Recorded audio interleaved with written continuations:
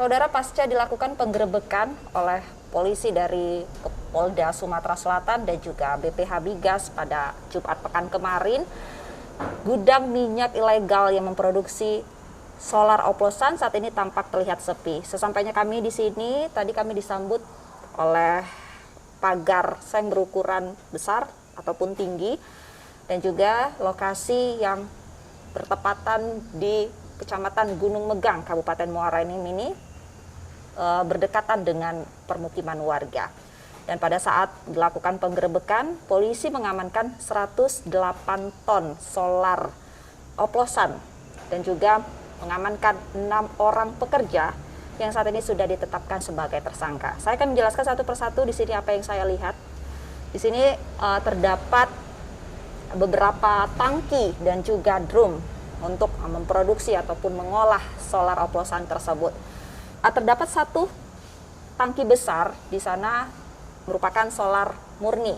Solar murni tersebut nantinya akan diolah di sebuah penampungan yang selanjutnya dicampur oleh beberapa zat, yakni asam sulfat, bleaching ataupun pemutih yang juga dijadikan satu yang diolah ataupun menggunakan mixer seperti itu.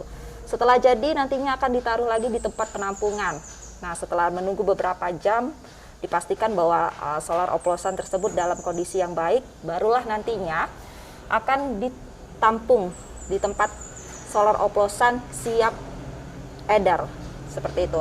Nah, juga tadi kita menemukan di sini ada tersisa satu unit mobil tangki yang terdapat PT Palilau Mandiri.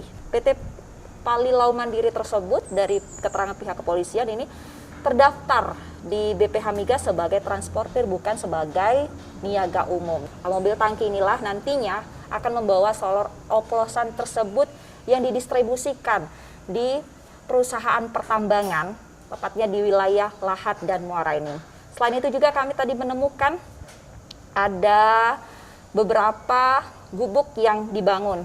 Tadi saya menemukan ada 1, 2, 3, ada 4 gubuk yang ditemukan di sini yang dijadikan sebagai tempat tinggal dari para pekerja. Saat dilakukan penggerebekan ini terdapat 6 orang yang sudah diamankan. Nah, polisi masih mendalami ataupun melakukan penyelidikan apakah memang masih ada pekerja lainnya yang pada saat dilakukan penggerebekan tidak ada di lokasi.